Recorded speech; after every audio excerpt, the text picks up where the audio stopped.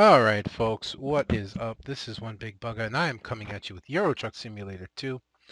Continuing our run today, pulling a 29-ton bulldozer over quite a distance, and we're headed for Great Britain, of course, my favorite place to drive. A few things I wanted to talk about today, so let's get started. Alright. Right. Okay. I did remember to turn my microphone all the way up, so you should be able to hear me okay. Oh, my apologies. I hit the mode button on my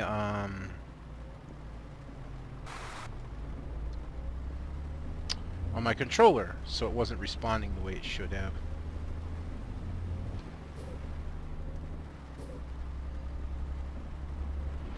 So, anyways, one of the things I wanted to talk about, it's obviously known by now that Valve has decided to pull down the paid DLC or paid mods, excuse me, paid mods for Skyrim, their test model that they were running. And of course everyone's happy, and I'm going to be honest, that includes myself. I did not agree with the paid modding, because what you have when you essentially do that, as people showed, number one, you have, people uploading. Well, these are some bad corners, and I've hit the brakes a little too hard there, but we're good. Yeah, these are some bad corners, and I need to take them slowly. As people showed, it can make for a lot of bad modding. People bring in really bad mods. Just, plain reskins, stealing assets from other modders, things like that. I still don't have enough volume. There we go. But the main reason I didn't like it is because basically what you've done when you start putting in paid modding like that is you've basically created paid DLC for the game that Besaid nobody ever had to make. They didn't have to put any effort into it, but they get a part of the money because it's their game. Even if the mod that they're putting in is to improve the look of their game. Basically it's free labor that companies get to profit off of, which they shouldn't. They really shouldn't. Yes, you're modding their game, but you gave people the modding tools to do it. You put the tools out to people and said, here you go. Have fun at our game. You support it. You said people could do it, and you didn't ask or say that they'd have to pay for it then, so why are you going to do it now? And I just didn't agree with it. But it doesn't matter as much now, as Valve has taken it down. They've listened to their customers, and it's back to the way it was. And I agree with the way that modding was done originally. Not just for free, but if you want to support the person that you got a mod from, if you really like a certain mod, if you enjoy it, then what you can do is you can donate. There's a donation button on, I forget what the big modding site is that has all kinds of different mods for like Skyrim and Dragon Age and all that. But you can,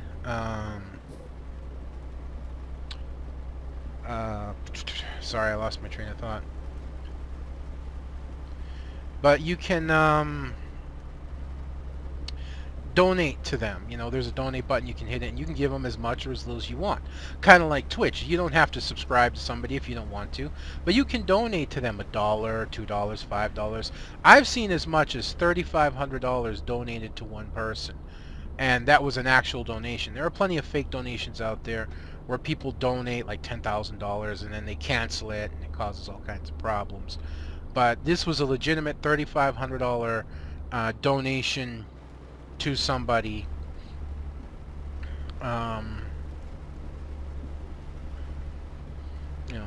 saying thank you for all the entertainment that you bring me, things like that. So I always supported that, you know, donations. I've donated and subscribed to Twitch broadcasters because I like them and I support them. I've donated to Kriparian, or donated and subscribed to Kriparian and Amaz for Hearthstone. I subscribe to a Diablo 3 player. I forget his name right now, though. He's a New Zealand fellow, and I subscribed to him for a while to show my appreciation. Things like that. You know, that's how you show your support. You know, not paid DLC. So if I'm a little off today, which I know I'm off like every day, but if I'm off more than normal today, it's because I'm not feeling well. My wife and I did something, of course, we weren't supposed to, and we pigged out on fast food today. We've been doing good the past couple days. I've been cooking meals because my wife hasn't been feeling well. She's been fairly sick. So that, and the fact that for 3 weeks she had to do all of the cooking, I've taken it on myself to do as much cooking as possible right now. And today, you know, we pigged out, and we shouldn't have. But that's not her, you know, that's not solely her fault, for sure, because I went right along with it. I wanted that food as much as anybody else. So. But starting the first of the month, for me, that stops. The first of the month, that stops. I'm going to do everything in my power to remain on the course that I'm going to set for myself, which is get my bills paid off and don't spend any extra money beyond what I really need, with a very few exceptions, like the expansion for Euro Truck coming out. I may get The Witcher 3, I don't know for sure, but it is a possibility.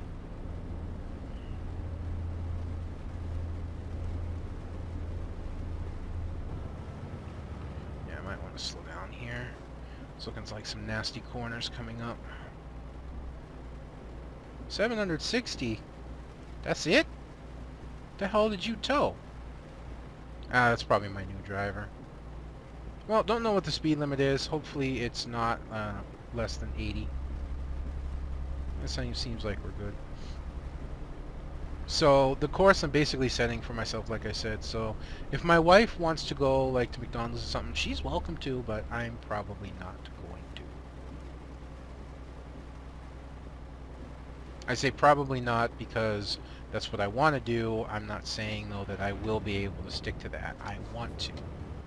I really want to set my finances straight within the next 6 months to a year. A year at most, but 6 months is my goal, to get all my finances straight, paid down. Not completely. Oh, hey, what's up? Yeah, not completely. Because if you pay off a credit card completely and don't use it, your credit doesn't improve. But I'd like to get my credit card down and use it for small stuff. Yeah, that's what I want to do.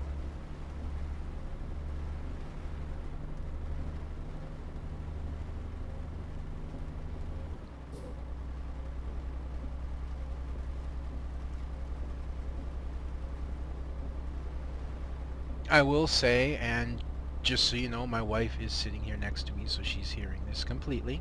This is not something I'm saying behind her back, and she already knows it. This is not a big deal, at least I don't think. I am concerned about my wife right now, in terms of health. She's been having a lot of problems breathing because she's been retaining a lot of water. That's what happens when you're big, and it doesn't help when you eat a lot of salty foods. And considering how much she and I, this is a joint thing, not just a her thing, have gone to fast food places and French fries and the burgers and whatnot, they're not healthy as it is, but they have a lot of salt. It has really contributed to that factor, and it has also run her blood pressure up fairly bad, to the point that her nurse said if her blood pressure doesn't come down, she's going to talk to her doctor about confining her to her bed until it does, which is pretty bad. And I'm also concerned that for a while she wasn't taking her insulin again. And we've already talked and dealt with that. She's really upset, when it hit her again that, she's been slipping.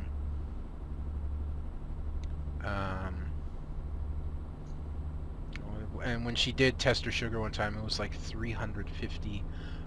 So it was pretty bad. But recently, she tested her sugar and it was down to 109. So it's back under control. But these are just things I'm worried about because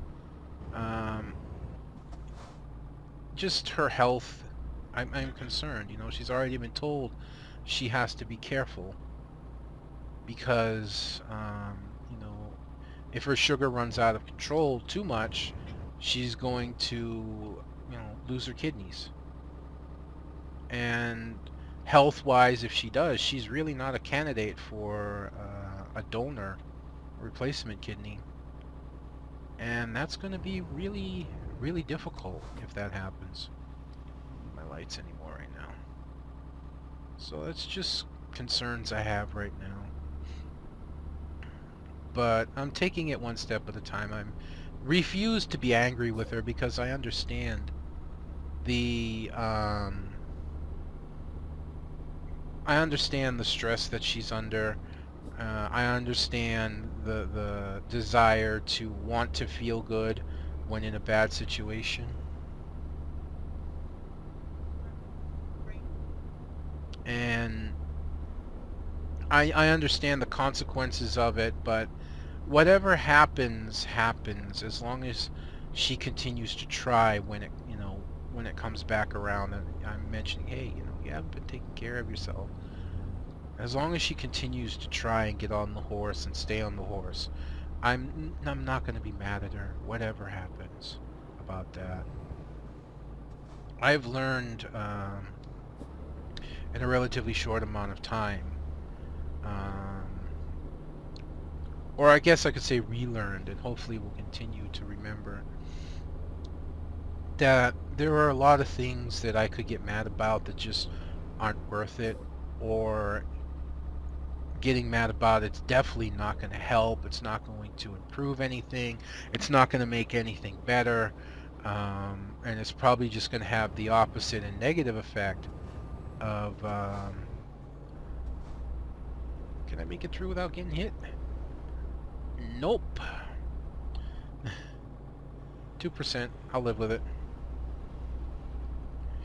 That was my fault, straight up.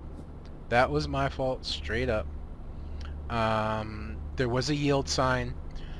Rather than actually look, I judged by the car in front of me how close I was, and that he just went through without slowing down, so I could just go through. And then I saw a car out of the peripheral side of the monitor there on the left, and I was like, there's something coming. I think I can make it. No, I didn't. That was totally my fault. But according to the thing, I've only got 2% damage, so that's acceptable. Well, in reality, isn't the accident's not acceptable, but I'll live with it.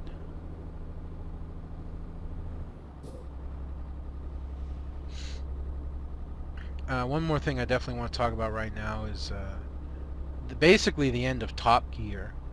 The British version in any incarnation reminiscent of what it was. As a lot of people out there may know, Jeremy Clarkson his contract was not renewed. He wasn't outright fired. A lot of people say you never know what could happen because the BBC actually hasn't gotten rid of him. They just didn't renew his contract for Top Gear. But in the wake of that, James May said, and I know this was a while ago, but I only just kind of caught up to it recently. James May said that he's not coming back, and Richard Hammond's not coming back, because having Top Gear with them and not, as he likes to call Jeremy, Jezza, there's just no point. You know, he couldn't, and I definitely couldn't see them trying to work with a Jeremy replacement. And not only that, but one of the producers or executive producers actually walked away as well. So the BBC has decided to completely end the Top Gear series as it is current, and said it will return in some different form or incarnation later on. And I think that's a bad idea, honestly. I think everything that the BBC's done to handle this is a bad idea. I understand that Clarkson was very difficult to work with, to handle, and to deal with, and, you know, did a lot of things that caused trouble. But when you've got a worldwide phenomenon in a TV show, you tend to work with it. Yeah? You could do things like suspend Clarkson for a while. And, you know, anything. There's plenty of things you could have done to deal with him and try and get him to listen, rather than give him a final warning and then just outright not renew his contract. You know, Top Gear was a huge show. It was a big enough show that it actually spawned an American version, which wasn't as good because it didn't have the budget of the British version, basically. And they went for some of the most cliched people I could think of, like the guy from Brooklyn, man. This is really. That's not talking him down. It just seems like the guys that were there were like as cliched as could be. And then there's actually a Chinese or Taiwanese version of Top Gear that started.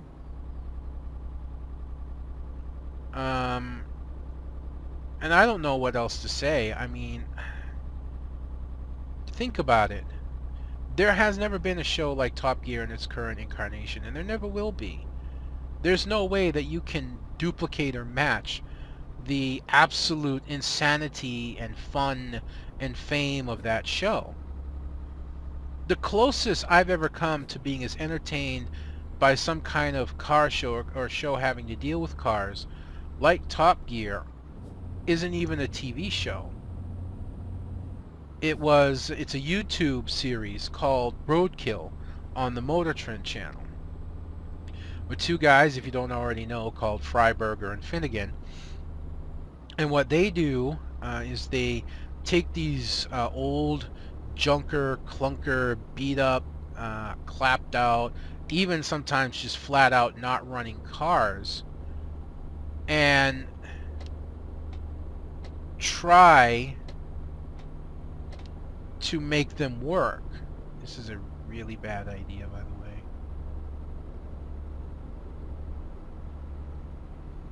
way. Especially seeing how it's about to not matter, because I'm going to pull into that gas station. So had I looked at my sat nav, basically what I did is one of those things that I hate a lot of people for doing, is they race past you only for turn 2 seconds later. Yeah, I just did that.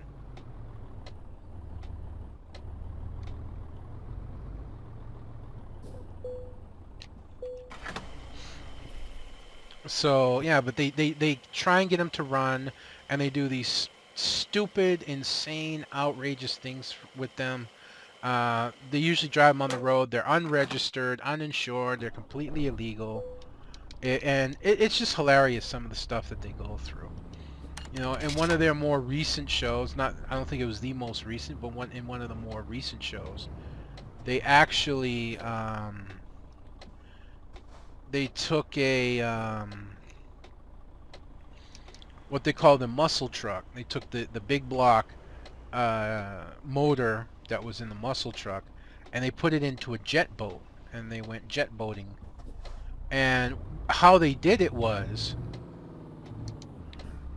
they hooked the boat up motorless to the truck, drove it to the lake, and while in the parking lot of the lake, swapped the motor from the truck to the boat, went out boating, and then swap the motor back into the truck while still in the parking lot when they were done. And watching them having to deal with the challenges that they come up with, it is truly amazing.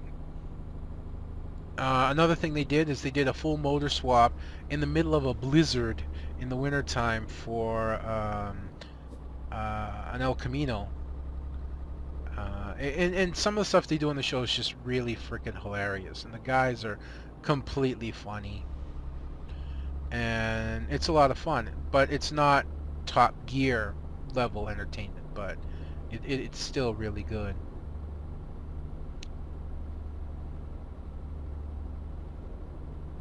You know, with only 983 kilometers to go, I'm wondering if we're getting close to the... or if we'll be able to make the ferry here today. I don't see why we couldn't. You know, the Scandinavia DLC is coming out soon, and I have a feeling when that does, I'm going to have to start from scratch again. I'm going to have to start all over from scratch one more time. And that should be a lot of fun. Because when that comes out, I'm going to continue doing videos, but I won't be able to use the TSM mod because they'll have to catch it up to the patch. I don't know if the traffic mods will work because it's an entirely new area. It might. We'll see. The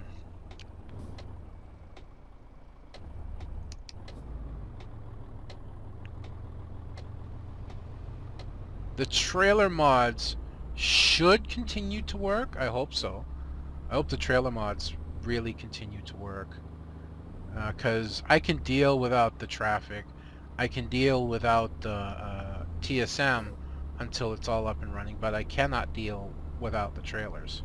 I cannot run just the base game trailers. It drives me nuts that the biggest and heaviest trailer I have is like a 25 ton backhoe or earth mover, steam shovel, whatever the hell the case may be. That will just drive me insane.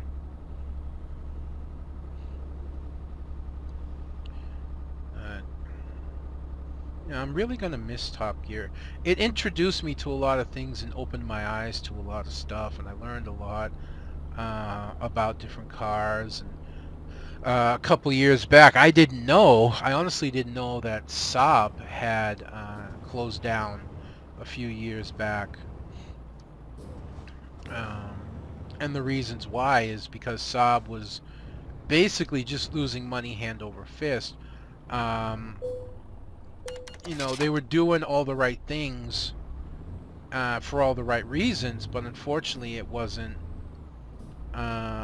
profitable. You know, when they talk about the quality of a Saab, it's true. Saabs were extremely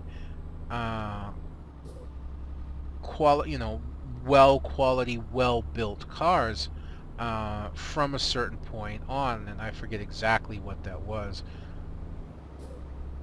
But the problem is that Saabs was so insistent on doing things that they were sinking tons and tons and tons and tons of money into making the cars, and then just couldn't make the money back. When Saab was eventually bailed out and bought out by GM, GM basically, as their owner, said, you know, here's one of our Cavaliers from our Vauxhall series. You can change the body and the emblem, and that's it.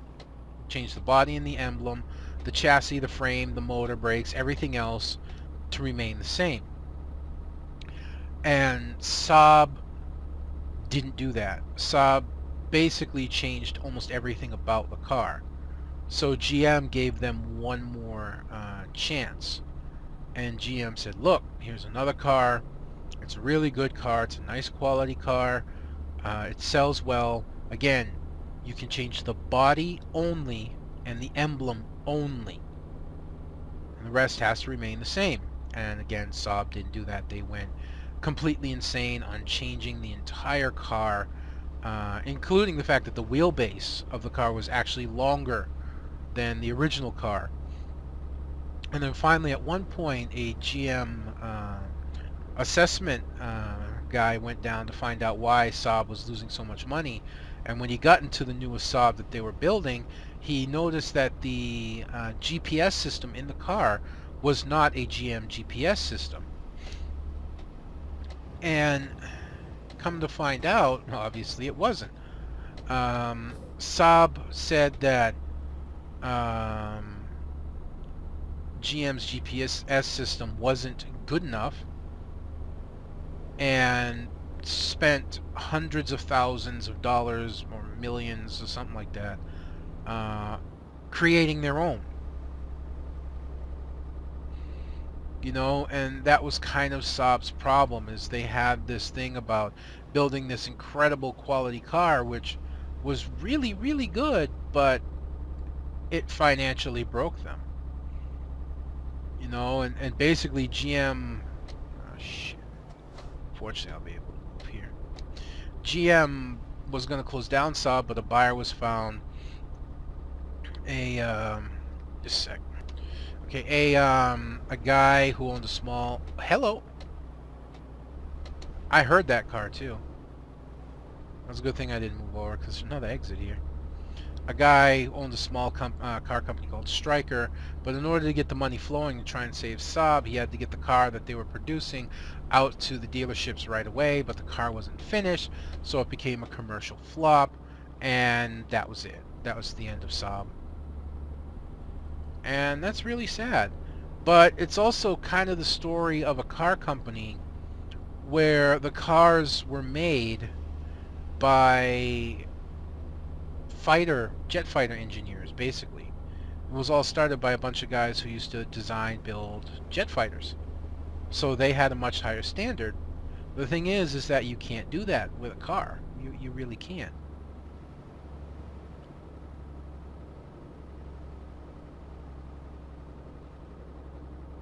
I know our stamina meter's starting to run a little bit on the high side, and I could rest here, but I'm not going to. I'm going to continue on. Even if I'm not as close to the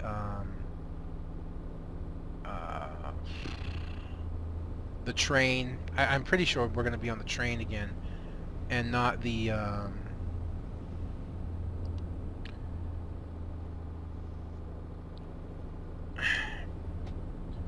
we're going to be on the train again and not the not a ferry. I can still go further for that stamina bar, and we're on the highway. I need to slow down for this corner. And highways, you know, they have a lot of rest spots on them usually, so we should be fine. You know, I actually found mods for the Renault Magnum that put more engines in it, so I could put a more powerful engine in it. I found one that I think would change the chassis and be okay, and even a nice skin for EVE Online, of all things. But I'm debating whether I really want to do it or not, because the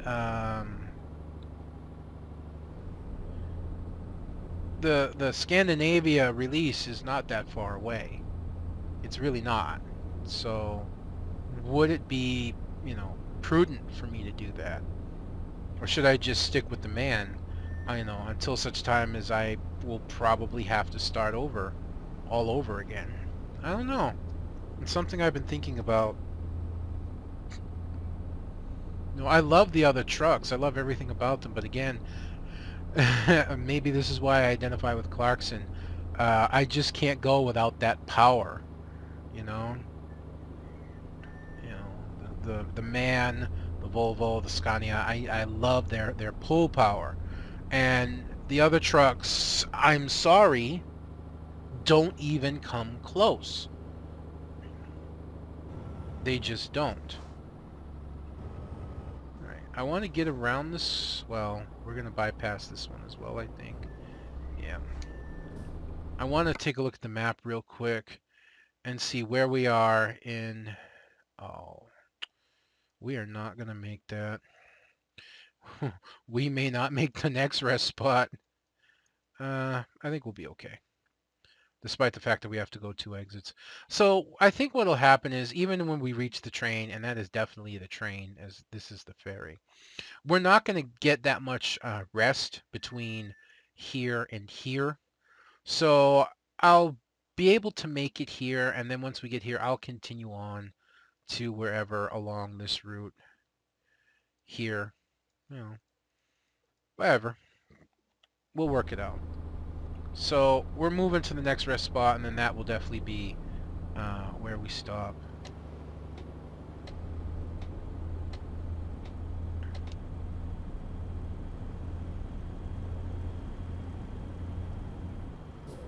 I thought I was in 12, and I was running almost 2,000 RPM. Definitely not as fuel efficient in the Man. Of course, I'm hauling a 29-ton trailer, but I'm still definitely not as fuel efficient in the Man truck as I was in the Volvo. As you can see, my average fuel, because I tend to run the revs higher in the Man truck, is 48.4, basically 48.5 liters per 100 kilometers. Where in the Volvo, I was doing pretty close to 10 liters less per 100 kilometers. So that's all right. I'm not driving it for fuel economy. I'm driving it because I like it.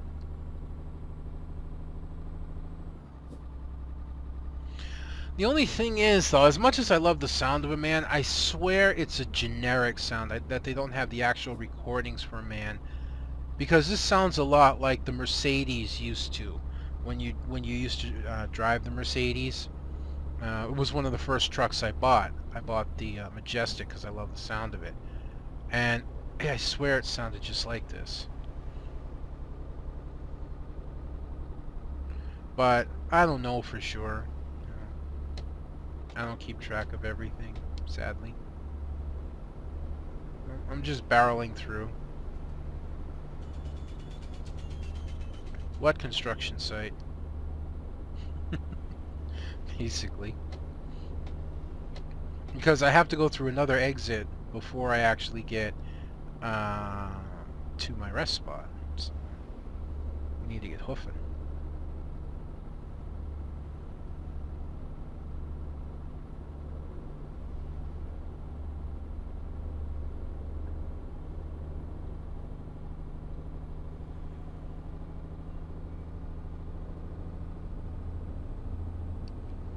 And it does seem that in order to get to my cruising speed of 110, again, the Man needs to get up into higher revs than the Volvo did. The Volvo just seemed to, like, it got a little bit over 1500, and then would just, once you got there, would cruise. Just barely at, like, 1500, 1600. It seems like everything else, well, everything else being the other 2 trucks I've driven. 2? No, actually, this is the 3rd one. Because I did the DAF Euro 6. I'm pretty sure I did the DAF Euro 6. I did a DAF Euro 6. And,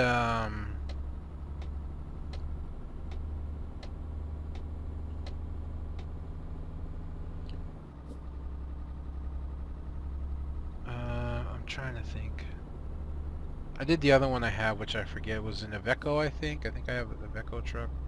The one I kept rolling and crashing. God, that was insane.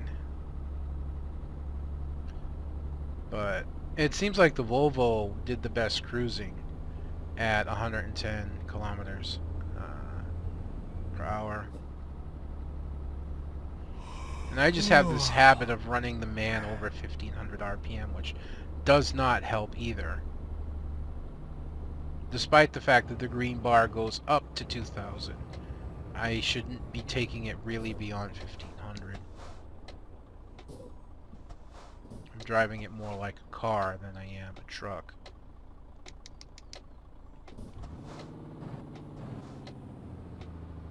Well, I don't need fuel. Pulling in like I need fuel. That's right, because there's rest spots for trucks here, obviously. I'm going to, yeah, kill my lights for now.